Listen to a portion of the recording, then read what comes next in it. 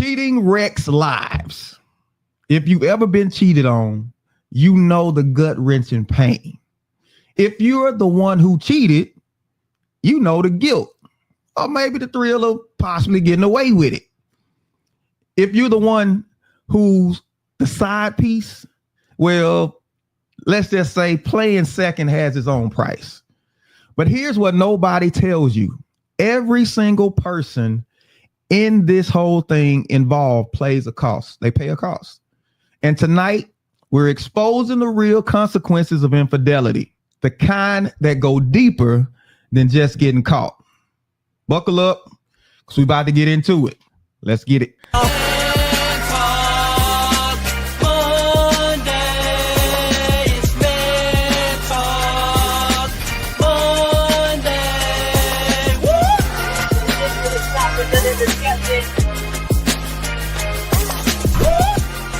Hey, what's going on, good people? Welcome back to Man Talk Mondays. I'm Derek, the thought engineer, here with my man, comedian John Yogi.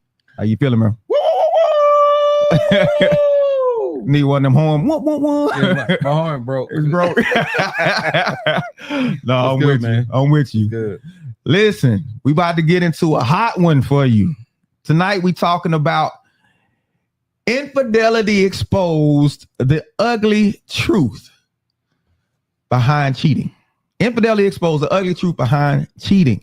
Now, we wanted to bring back one of our more popular guests, right? Because we kind of touched on this at one point, and anywhere I put out a video or a clip or anything, people were responding to it. Some people were actually like, hey, they fussed at us. They was like, listen, y'all didn't interview her right. Y'all gotta get her back. So I said, listen, we gotta get Miss Genesis Martin back so we can really deal with this subject and really pull from her insight. So joining us for this episode, we have licensed therapist Miss Genesis Martin returning with us.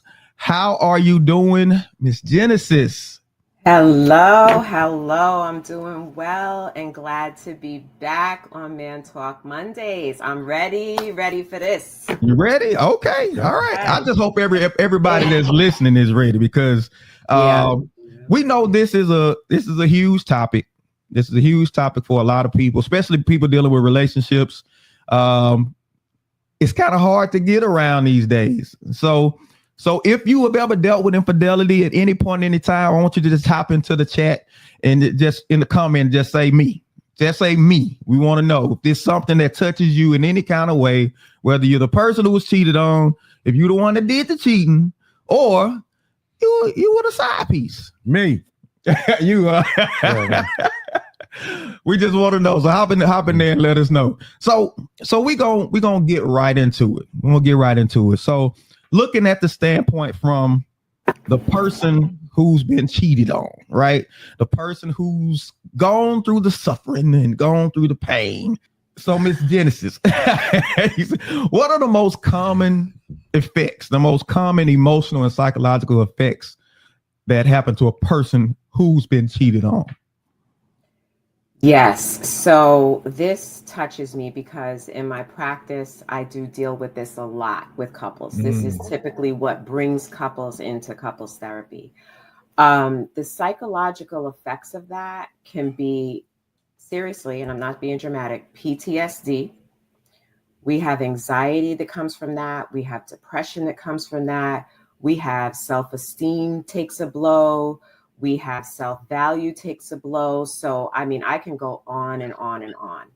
And these are not, those aren't light conditions either, because people can suffer from the blow of being cheated on for years to come. And the person who and you know what, this has nothing to do with gender either. So this is the man or the woman can have these symptoms as a result of being the person who was cheated on. So do you actually have men that come to you? Do men actually seek counseling, or is it more of a thing that women do? After being cheated on? Or this, after being cheated on. Over the years, there's more women.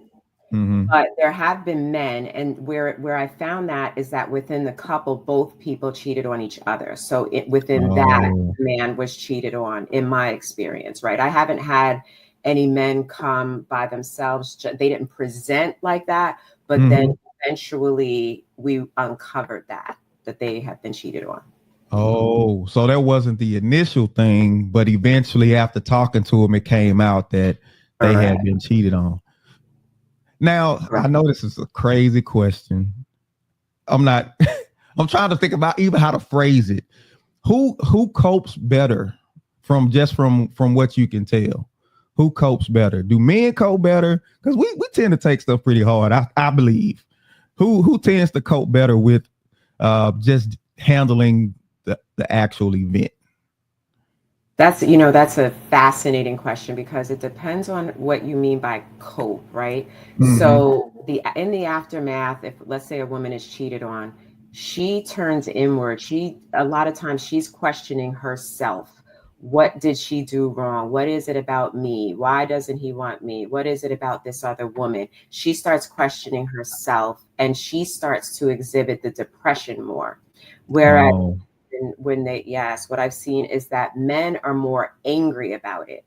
They will blame the women. Men are usually the ones that will leave quicker than women will. So women, really, yes, men are usually out of there. At least in my experience, what I've seen. But the emotional toll, men have the emotional toll. They will tend to distract themselves and not really get into the deep work of the pain initially. So they'll distract themselves, and I see that pain comes later. So it might come months after, when the distractions are no longer able to distract. Then the men start to really deal with that inner pain. But men are usually the ones that seem to cope better in the beginning. Okay. We seem to cope better, but we just better at distractions. Better at distractions. Yes. Yes. And I will note this is that I think that women are able overall to handle heartbreak and move on and be willing to open up again. Whereas men, that one time, they may never open up again. Yeah. We kind of talked about that on our last show. We talked about how to ruin a good man. And you say once we have that one heartbreak, typically women behind that typically gonna end up paying in some shape, form, or fashion. They're gonna end up paying for what happened to us in that one event. So we don't. So what are some of the coping mechanisms of a person that's been cheated on? What do people do to typically cope with this? It depends on the person, but the bad news, right, first, is that a lot of people will use some self-medicating, and this is just the truth. People will drink, you know what I mean? People will smoke a little weed, and I don't want to just say smoke, because weed is in, little gummies, little Chex Mix, right? So people, because they don't Chex Mix. Let me write that down. Yes. Chex Mix. I never heard of that one. Okay. Cookies, So, people will self-medicate, because what that does is it brings down those thoughts, right? Because a lot of times what's happening is people are running in their mind what it looked like, what really happened. And so that becomes, it's devastating, actually. So people will sometimes cope in those ways. Other people will seek therapy, right? They want to do things a healthy way. Some people just, lean on their tribe, their group of friends. If they have a solid group of friends, they'll lean on those friends to get through. So it really just depends on the person.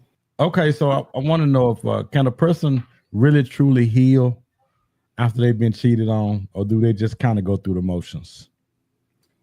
This is a great question. People can heal. Let me say that again.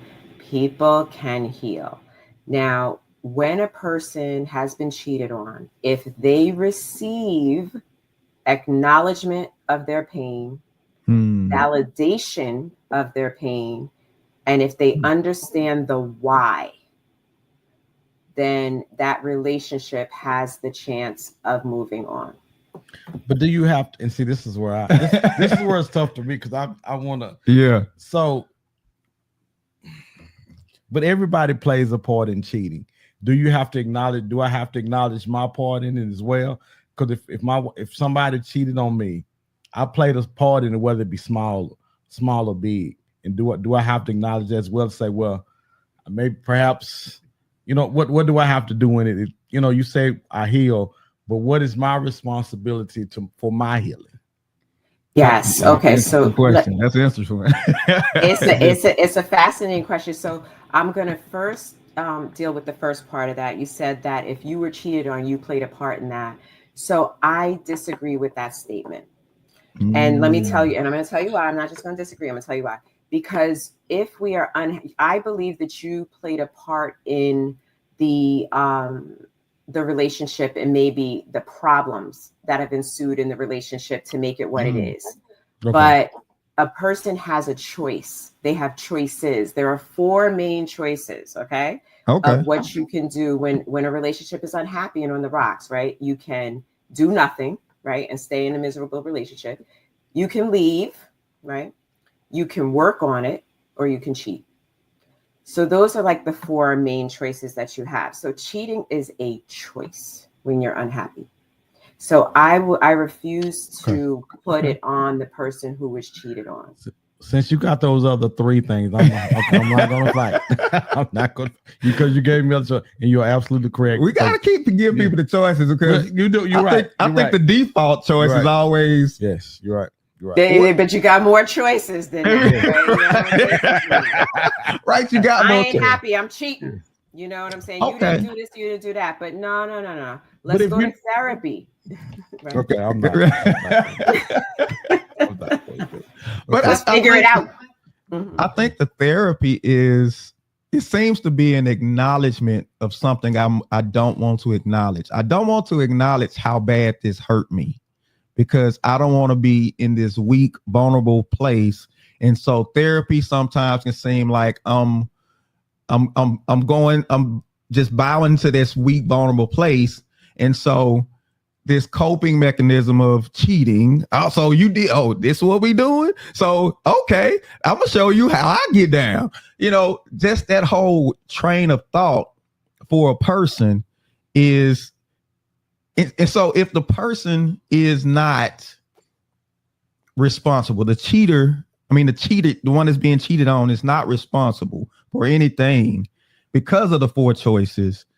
And you said it's about the environment of the relationship. She didn't say they weren't responsible. That's not what she said. Because I was just wondering, because if there's an alienation of affection, like people always tend to say, or something, are they just looking for excuses to justify what they did? Is that what they're doing when they come up with this? So I'm not saying, and like John said, thank you, John, because Derek, he's trying to get me. I didn't say that they weren't responsible for the deficits in the relationship. They could be 100% responsible for the deficits in the relationship, but they're not responsible for the actions of their partner. I'm serious about this thing right here. They're not responsible for the choice that their partner makes. I like that alienation of affection. So that happens. And I'm the first therapist to be like, listen, you are the only person that your spouse can get this from. Right. And they need this, right? Yeah. They need air, water, shelter, physical intimacy, sexual intimacy. So if you don't give that to them, what is your expectation of what they're going to do next? Oh, wow. This is what you asked? 100%. Wow. Oh, wow. 100%. You get the raw real with me. The raw real. Now, I'm glad they're in therapy, because then we talk about the fact that there are options, right? If you're the alienation of affection, come to therapy before you decide to cheat, because then we start talking about that. That makes sense. That starts to make sense to the person. Like, they might cheat. You know what I'm saying? Or they might leave. They might. So you start to be able to let them see from a third party's perspective that you're in a dangerous place right now. But when, John, what you got? Well, because most of the time women are not going to step up to the plate and take onus on that. They're not going to and I don't want to say most of the time, but in past instances, women they don't be accountable. They don't want to be held accountable. And they're certainly not going to say, you know what? I withheld the booty. I did that, and you're right. I did not help. They're not going to succumb to this may have been just as much as my fault as it was yours. And I'm as a therapist, because I know you've gotten it, whether or not you're going to tell us about it or not, it's different. But I know you sit there and you be like, wait a minute, come on, we got to do better. And I'm simply trying to figure out, how do you get them to come, because they may even do it with you one-on-one, but they're not going to do it with him sitting there. So I'm trying to figure out, how do you get them to tell me I'm crazy? Tell me, John, you are so crazy right now. No, you're not crazy. You're not crazy. Finish the question for me. Well, I just want to know, how do you get them to come on along with the husband sitting there? Because there can be no healing with both of them if both people don't say don't acknowledge the part that they played in it. How do you get them to, as a couple, to come on and you did this and you had that? How do you?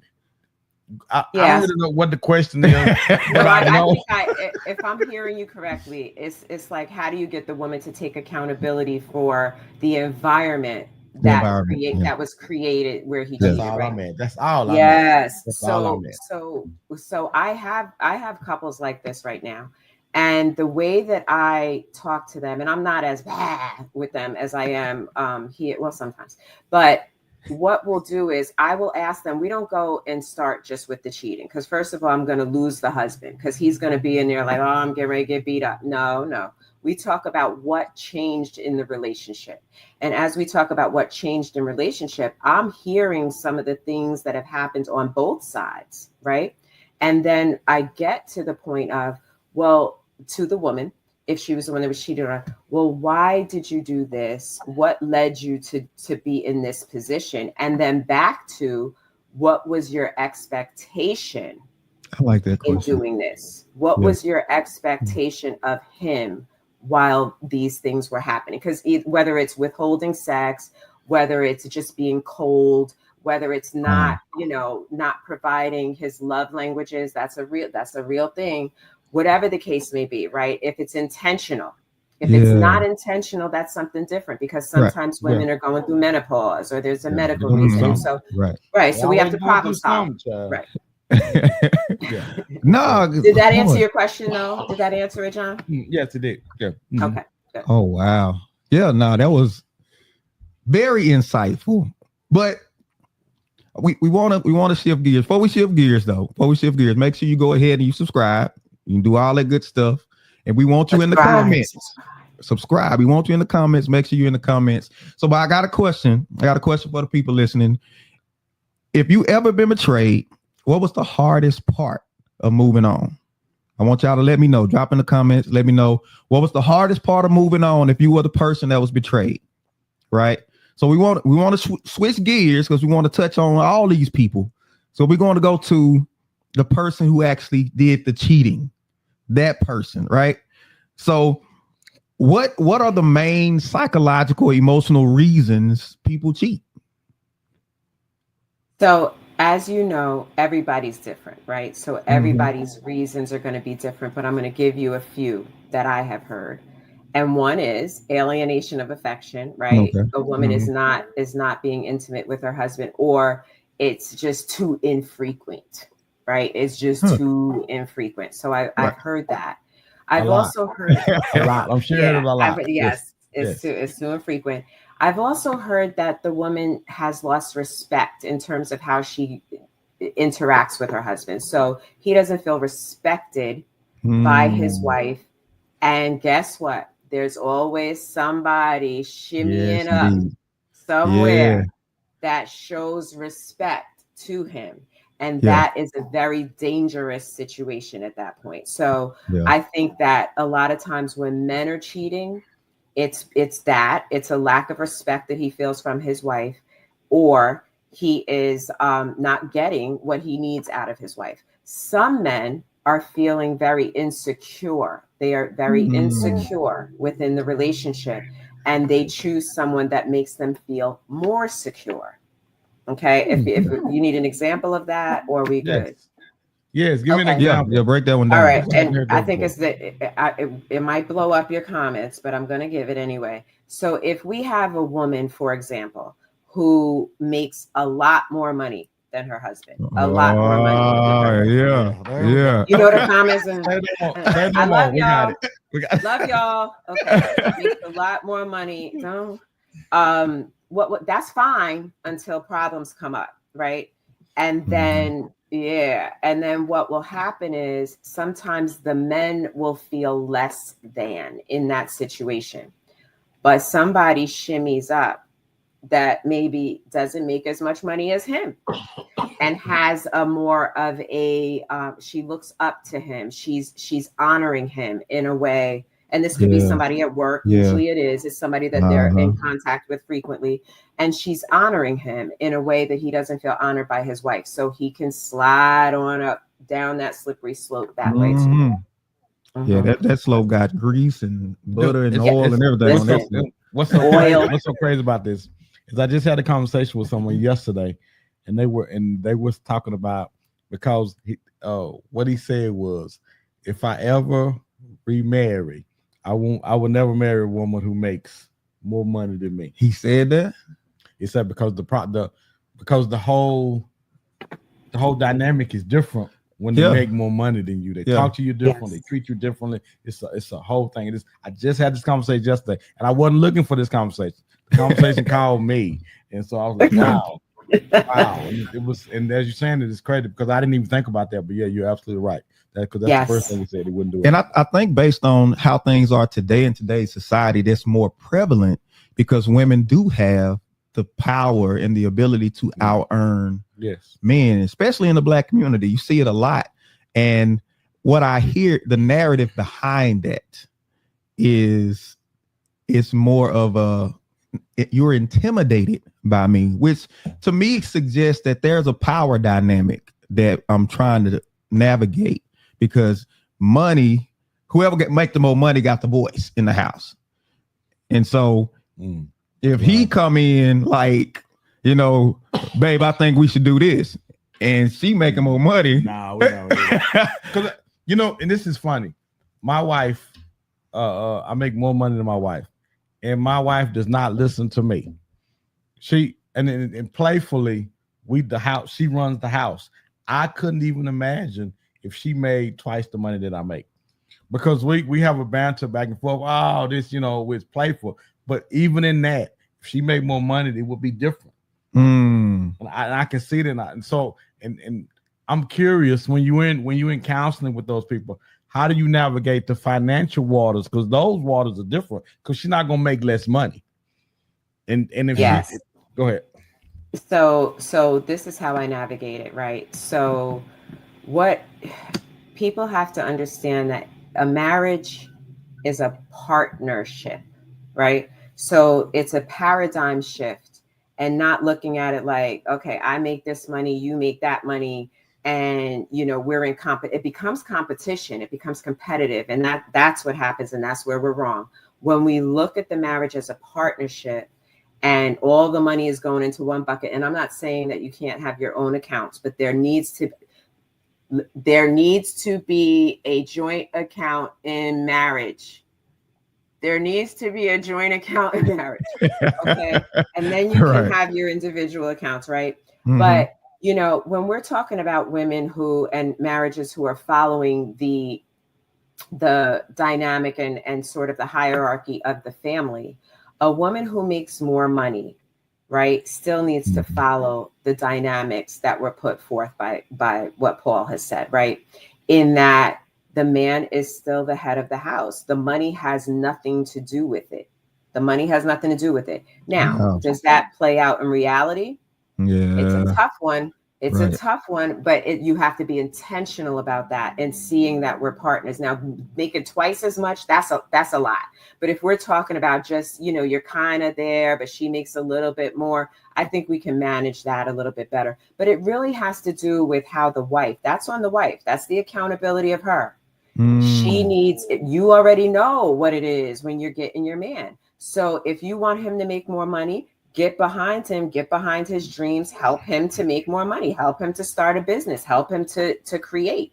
That is part of the role of being his easer. I need people to look that up. Easer. Yes. Helper. Yes. Am I saying it right? Ezer, easer, whatever. The name, Ezer, the Hebrew. Right. In the you know how we do in the Hebrew. Look up helpmate in the Hebrew.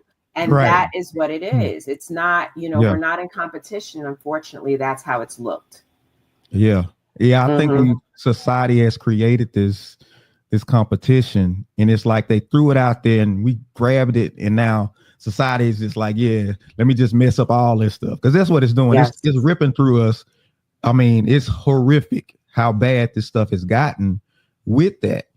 But looking at cheaters, the person who cheats, do they typically go the route of remorse? Like even when they're talking to you, do they go the route of remorse, or is it more a justification? Which one do they kind of go with first? The justification or the remorse? The justification is first. The remorse comes if they're caught or if they decide to share it with their spouse. So the justification is always first. They always have reasons for why they cheated. And you know what? The reasons sound valid, but we remember there were those other three options. Right. We got to highlight those, because I don't know if people really take a look. Because when you're in an emotional state, and you correct me if I'm wrong, the emotions kind of make you make certain decisions. And I say this because I remember, like, when I lost my mom, I didn't drink before I lost my mom, but she died in October. November was my first time getting drunk. Yes. And I'm wondering, just the emotions of it, do we tend to lean towards the destructive behavior? So the emotions of a marriage that is not what you want it to be, is that what we're talking about? Yeah, because you're trying. So that's to do not a something. Crisis. That's not necessarily a crisis, right? And it takes a minute. Like what you're describing is a crisis and a trauma. So typically we're not dealing with crisis and trauma when people cheat. This is something that they're unhappy with over time. And I'm going to tell you that it is a lack of communication that brings us to the point of distance. Come on now. That it brings us to the point of distance, to where they feel like, this is the only option I have, because what am I going to do? I can't leave. We got this, we got the house, the kids, this, that. So it's easier to cheat and get that need met.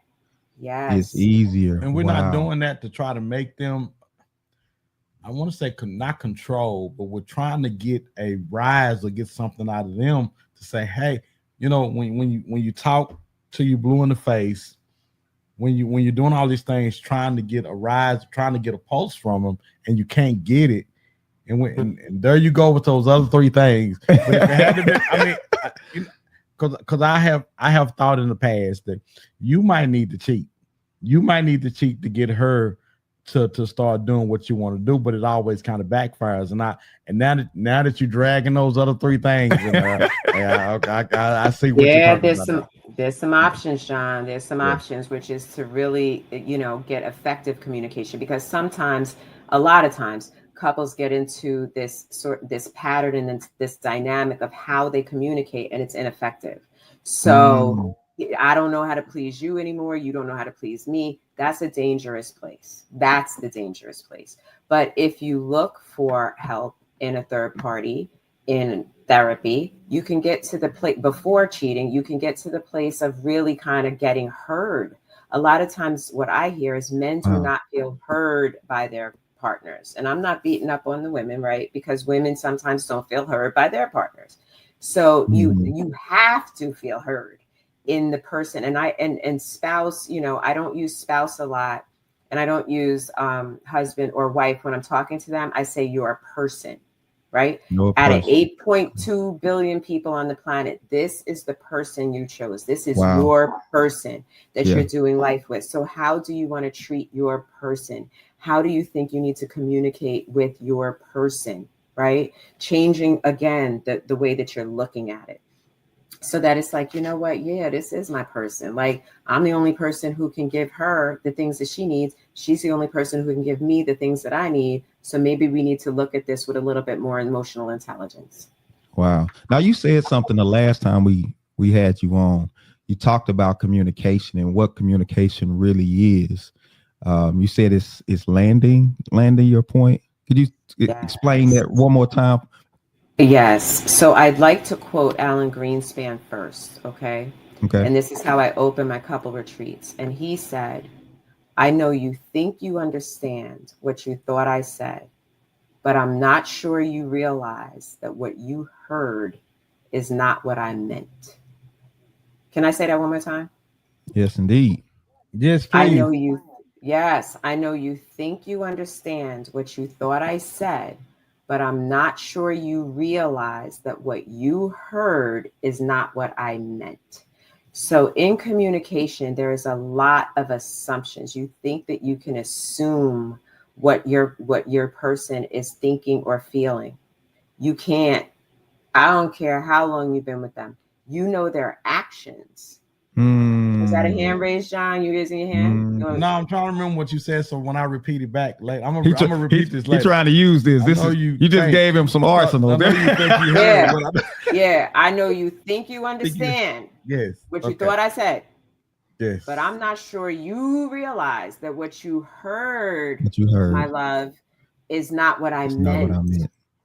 Wow. I meant get in that kitchen. If you're hearing, right? If you're hearing something different than what I meant, now you're rocking with what you heard, even though that's not a fact. Yes.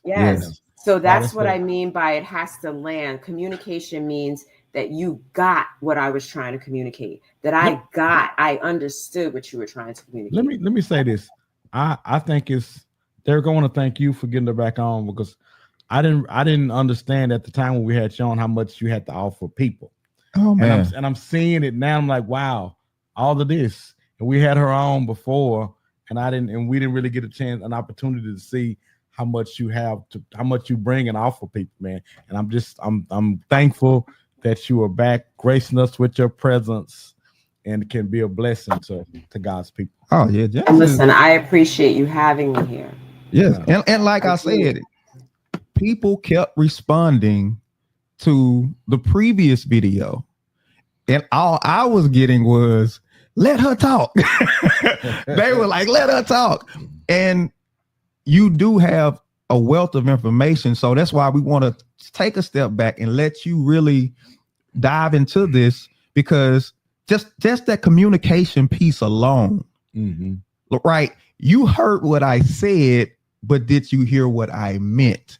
Is huge. Oh, very much so. Huge. It is huge. Very much so. And most people think that talking is communicating. No, talking is talking. Right. Because I've heard that women communicate better than men, but in actuality, they talk more. And that don't mean they communicate. That just mean they talk. Right. Yes. But if you don't hear what I meant on either side, if you don't hear what I meant, then communication has not happened. And I remember you said something about landing your point. Yes. So here's how I'm going to take a step further and make a presumption, not an assumption, that you want to know, how do we know we landed our point, right? Yes. I love what's called a check-in, right? So, and I do this. Okay, this is what I heard you say. That's a check-in. And then I'm going to tell you what I heard, and that gives you the opportunity to correct it and say, no, that's not what I meant. Or you can say to me, what did you get from what I just said? This isn't about, what do you want for dinner? We're not using this in that case. It's when we're having real conversations that we need to talk about, that maybe there's some, emotion involved. What did you hear me say? What did you get from what I said? Or, like I said, the opposite. This is what I heard you say. I do that all the time. I do it with my clients. I do it with my kids. I do it with anybody. What did you hear me say? What did you get from that? Yes. Yes. Okay. So then that way you're checking in with each other so that there's an opportunity to correct it. And often, I don't know a percentage, but often you will see that either they missed a key point or they heard something totally different than what you said. Yes. Yes. Because I teach a lot of concepts, and I tell people if you don't share the same concept, it leads to misconception. And so we got to see, my words are forming a picture in your mind, but is it the same picture that I'm speaking from? I got to make sure the pictures actually match. Yes. And so depending on your history, depending on things that happened to you, how you hear is a critical part.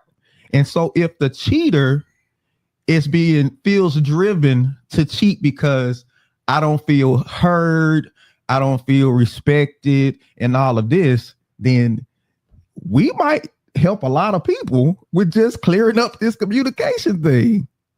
Yes. Yes.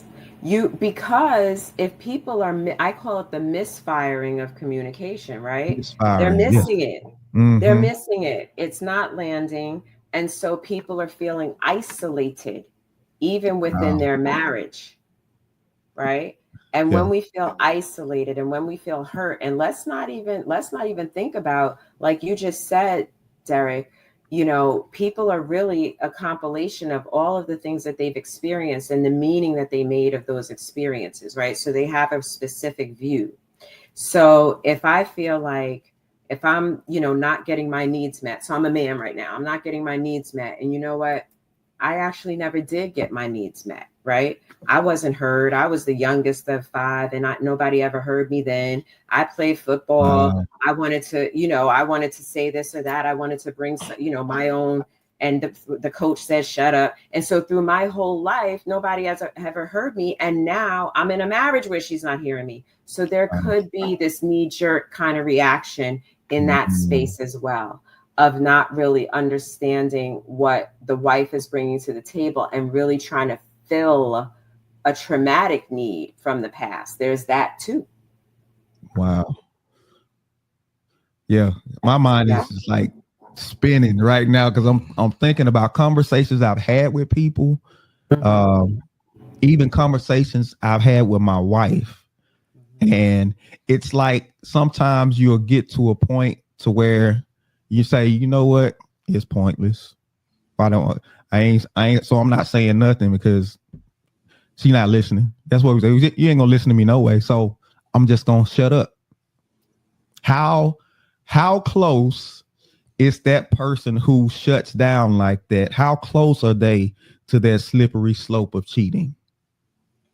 So shutting down is also known as stonewalling. Stonewalling. Wow. Yeah. Okay. And if you allow me, I'm going to go through what John Gottman is, I guess, the godfather of couples therapy. And I do use some of his work.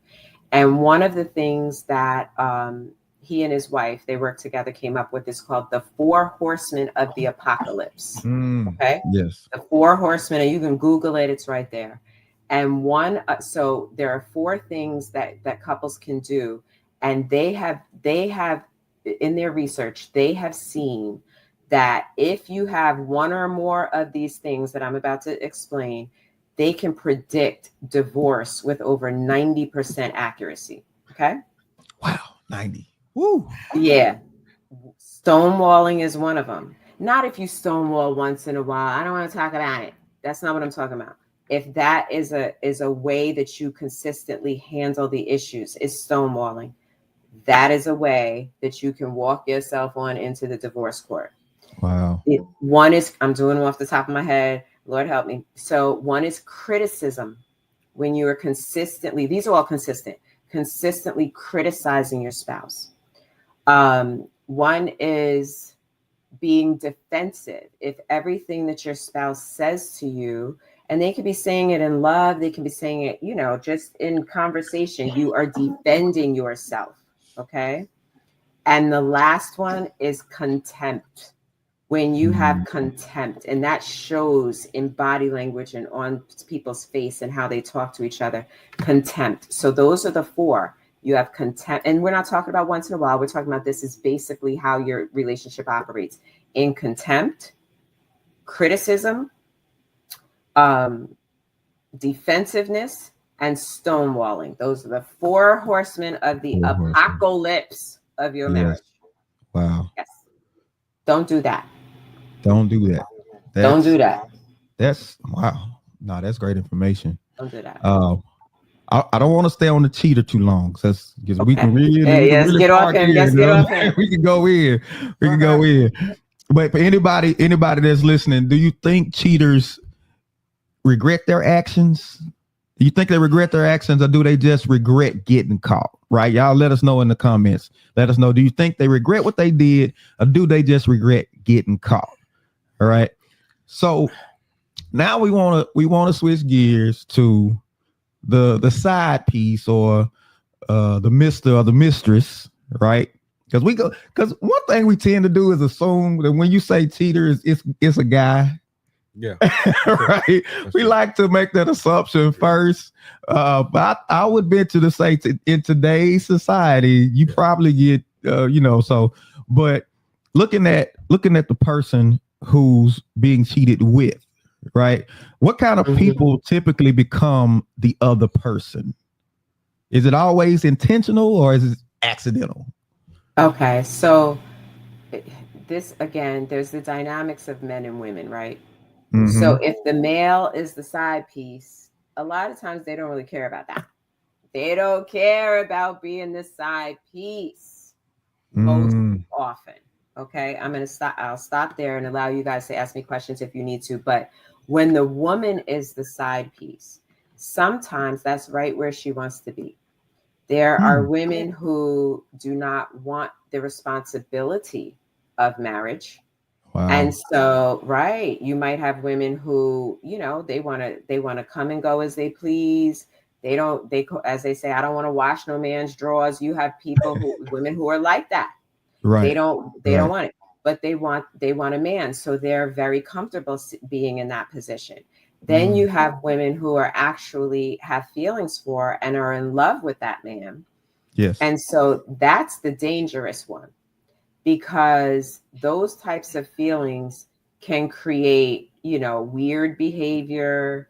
You know what I'm saying? They can, you can lose big in that, because once you're ready to get rid of that person, they have nothing to lose by bringing your castle down. Oh boy. Yeah. Yes, indeed. Please let me say that again. When you get rid of the side chick, if you do, they have nothing to lose by bringing your castle down. You done got rid of her. You're done. Right. And a lot of women can be treacherous like that and do that. But I think the question is, who is that person that gets into that role? And sometimes it's accidental. So they don't know the man is married initially, and they move into the situation. They're not looking at the red flags, and then they're caught up. So now they're dealing with this married man. So you have those that know and those that don't know. And that's probably the bulk of it. And then everything in between. Now, I know a man, God rest his soul, or I knew a man who he was a pastor. His wife died. His wife passed. He had 2 side pieces. He had 2. So now the number 1 spot is open. Number 1 spot is open. One of the side pieces was more docile, more agreeable. The other one, she was that fire. She was that firecracker. She was that, passion, which pretty sure he liked. Pretty sure he liked that, but he liked the agreeableness of the docile one as well. You got to fight with that other one. Right.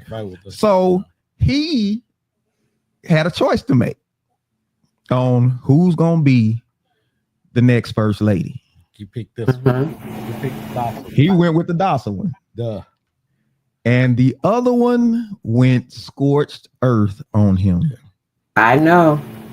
Everything he ever told her in confidence, the pillow talk, anything about anybody, people closest to him, people. She told everybody everything. Everything. Yes. And so, Yeah. so Yeah. when you said that, like the one who is really emotionally into it, she ain't the one that, listen, I just want you to come by every now and then. She's the one, especially, I see this position open now. I can move up.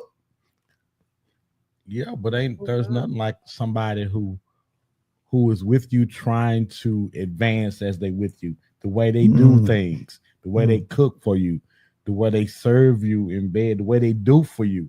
There like my wife always say, you touching me with purpose. There is purpose behind what she's doing and how she's doing it. And when that goes awry, I'm gonna do everything I can to set you on fire. Because there's a return on investment that is being sought. Yes. And there was no return on the investment. Yes. Wow. Yes. Wow. So as a therapist, do you ever have women who've been the side piece come in and like looking to heal from the trauma of that relationship, if you can call it a relationship, going wrong? Do you ever have that? Yes. And it is absolutely a relationship. It's absolutely a relationship. I mean, it's if there were not a marriage, what you would visualize in terms of their time spent and all of that, it is a relationship.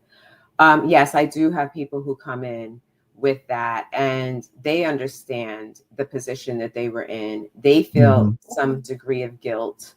Then they have some degree of fear of this happening to them in the future, right?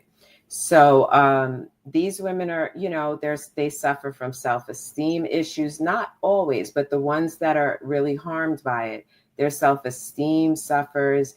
They wonder, why did I accept that? They start to think about, and it takes work, but I start to ask them, why don't you deserve your own, right? Why don't you deserve your own? And a lot of times what I hear is, well, all men cheat, so what's the difference?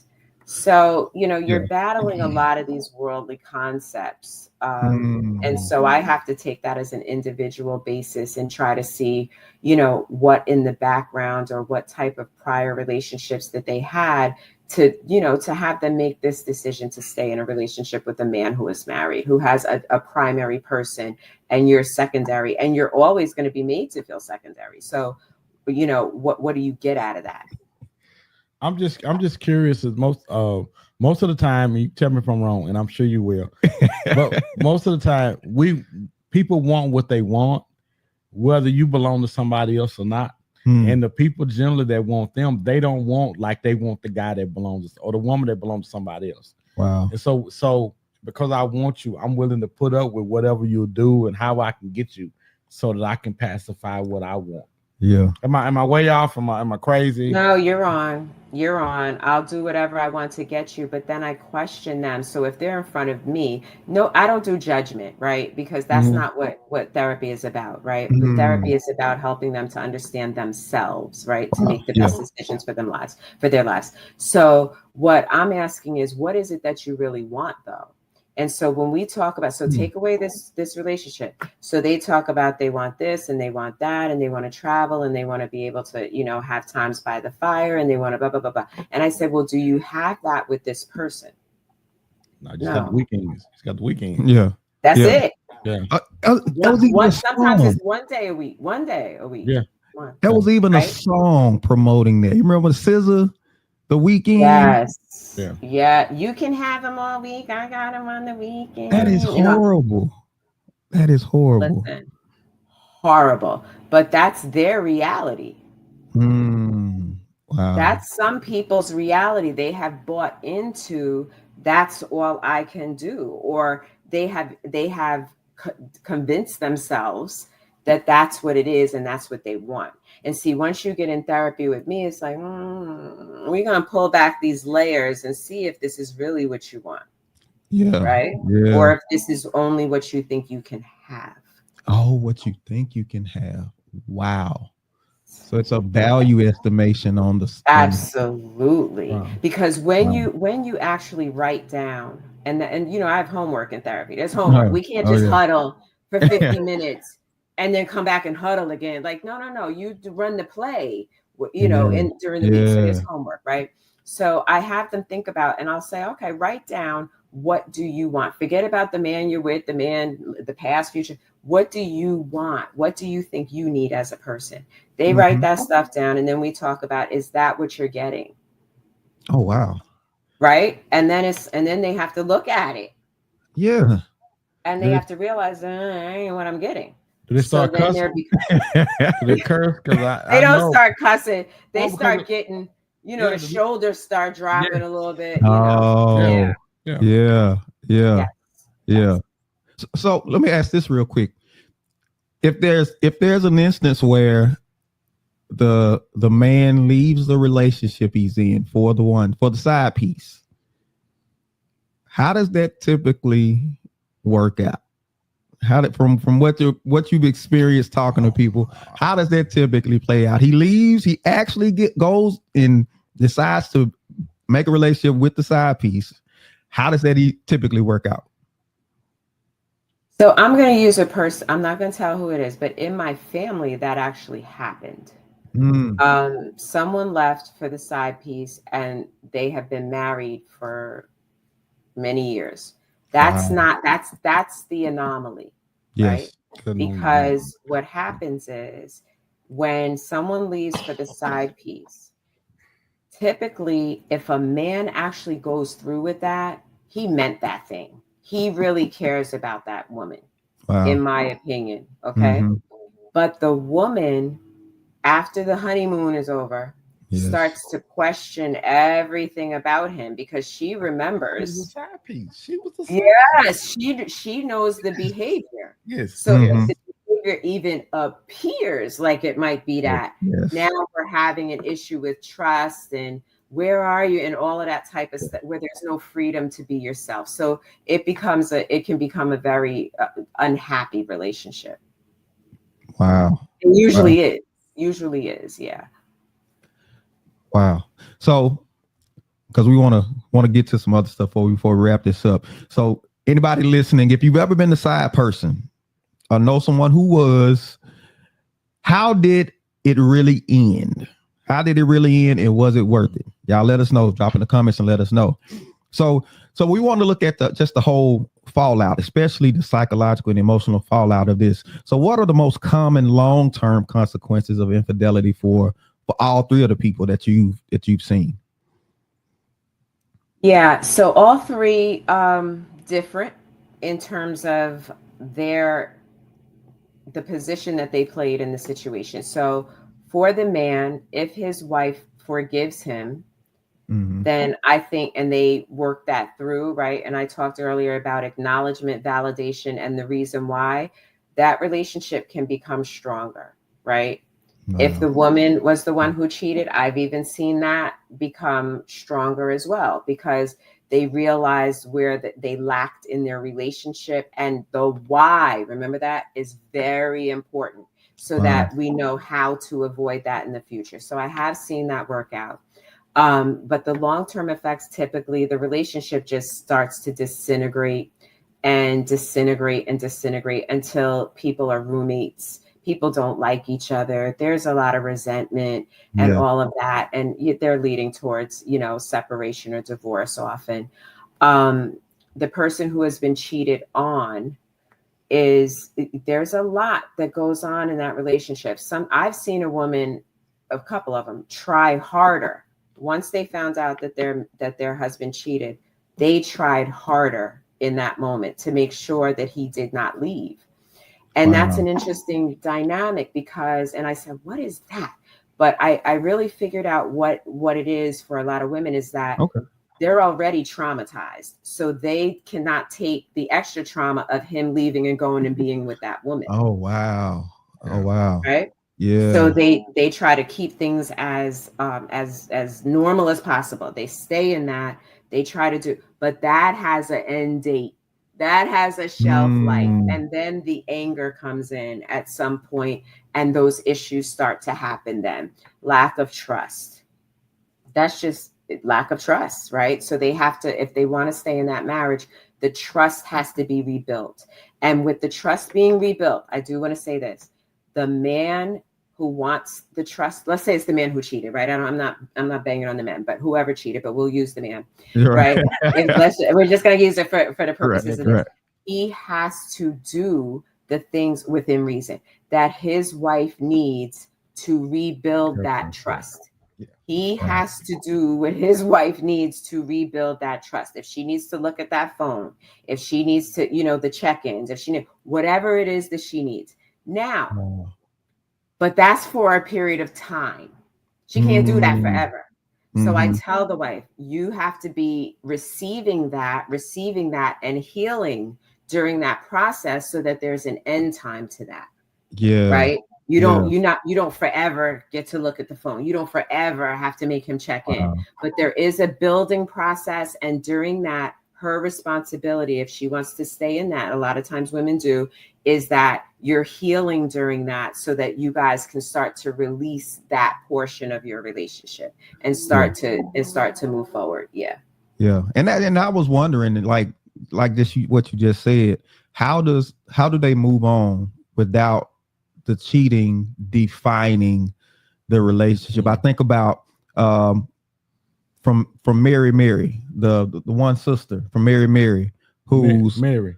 He said Mary, whose husband, it was very public because they had a reality show that he cheated on her. And it seems like that now became the defining thing of their marriage. It's the thing that people are pulling her on stages for. And she drags him along, and I'm looking at his face and I'm like, how long can you be this person? Yeah. How long? So how do they move forward without the cheating being the defining thing of the whole relationship? Yes. One of the things that I encourage, right? Because I work for the client. So I can't make them do anything, but I encourage them to stop talking about that other person first and foremost. Wow.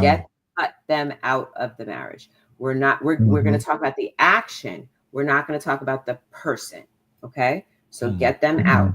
There is something in psychology that is called externalizing the problem. So when you are in a relationship, and this is from family therapy actually, but it applies to marriages. When there is a problem that comes up, it is not you guys have the problem in the middle and you're fighting each other. You take that problem, externalize it outside of your marriage, and the two of you are problem solving. We kick that person out of the marriage and we talk about what do we need to do to solve this problem. Okay. Yeah. So that's the first thing, because as long as that person is still brought up, they're still in the marriage. Yeah. As long as the cheating itself is brought up all the time. No, we're not bringing it up all the time. We're doing the work, right? It's very specific work that I lay out, right? Based on what they need. Very specific work. And as they're doing the work, the relationship is building, and that person becomes less of an issue because the person is a symptom of the problem, not the problem itself. Wow. The person is a symptom of the problem, not the problem itself. The person is a symptom of the problem, not the problem themselves. The person is the toothache. Yeah. The problem is you need the root canal. Oh. You just help somebody. You just bless somebody real good. I hope so. You bless me on the way home. I'm gonna be thinking about this on the way to the house. That's good. I hope so. Yes. So real quick before we get out of here, just our final question for you. If you could give one piece of advice to prevent infidelity, what would that be? Okay. I like this question. So first, John is learning about the other three options. One, I don't think is really an option. You can't just sit and not do anything when you're unhappy, right? You get assistance. You get assistance from a therapist, a good, not just any therapist, a therapist that is trained in couple therapy, okay? And then what you do is, now this is the practical thing that when you're home and you're thinking about it and you're meditating on how you want to do this and you want to go here and you want to get to the hotel and you're meditating on the cheating situation, go ahead and do that. Go ahead and do that. But I want you to think it all the way through. After the night in the hotel, after you might have a little breakfast in the room, and now you're going home. Now you're living it out afterward. What does that look like? So don't just think of the fun in the moment, the excitement and this and that. Think about, once that is over, how does this impact my life? And really think that through, because that can actually make you stop and think before you do that. But to know that you have options before making a decision like that, because it can really, really devastate families, not just your own nuclear family, but everybody around you, friendships, extended family, all of that. It can devastate, but especially your own children and yourself and your spouse. So I'm saying, think it, don't just think about the bedroom, go past the bedroom and think about, oh shoot, might she get pregnant? What if she tells my wife? Oh, what if this finds out? Oh, what if my kids find out? What if this is, did she get a picture? Did she, you know, was there a videotape? You know, all of that, you need to think about that. And if you have to, if you feel guilty enough, some people do, John, don't mess with me, to actually share that it happened. What does that look like? Oh, yeah. Yeah. You sitting in marriage class and you the subject. You the subject. Or they pulling you on and off stage. Oh yeah. Because I say that you done cheated. Old girl's husband, I hate to see it. I hate to see it, because it's like, now that she has a platform, it's like they gave her a platform behind the cheating, being a survivor of a man who cheated on her. She drags him on stage, and I'm like, I'm looking at his face like, bruh, how much more can you put up with this? Being a survivor. Being a survivor, being a survivor, there's right? No healing. There's no healing in that. If they keep doing that, there's no healing. Mm-hmm. Yes. Yeah. But listen, this has been really good. And we could spend way up, because we didn't touch on what happens when the adulterous relationship creates a child outside the house. We didn't even get into that. Is that another podcast? That's a whole other dynamic, you know. That caveat is huge. The caveat is huge. But real quick before we go, just kind of let people know more about you and how they can get in touch with you if they really want to get in touch. Because I had a lot of people asking, how can I get in touch with her? So let's just let them know real quick. Okay, so Instagram is probably the easiest. It's Kingdom_Therapist. Easy. Kingdom_Therapist. You'll see my face there. My phone number is 704-258-1611. That comes directly to me. So I do see individuals, I see couples, and I see families. Okay. I do couple retreats as well as group therapy for couples and for individuals. So there's a lot that I do. Consulting work, if you have, if you're a small business owner or even corporate, because I grew up in corporate America. This is actually a second career for me. I do workshops on employee relationships, right? Which includes a lot of that communication, employee relationships, and also stress reduction to keep people from being signed out. Because I sign out people from work for stress. So so Instagram, Kingdom_Therapist, and phone number 704-258-1611. Right. And I'll be sure to include all of that information. And so you got to go into the, the comments to really check it. So I'm gonna put it there. But listen, we definitely appreciate you coming on with us once again. We just got to keep bringing you back, because listen, it's fun. Like, people are falling in love with you and the information that you're giving, and they seeing all of the value. I don't know about that. I'm telling you, man. I see the comment. John be hating on me. But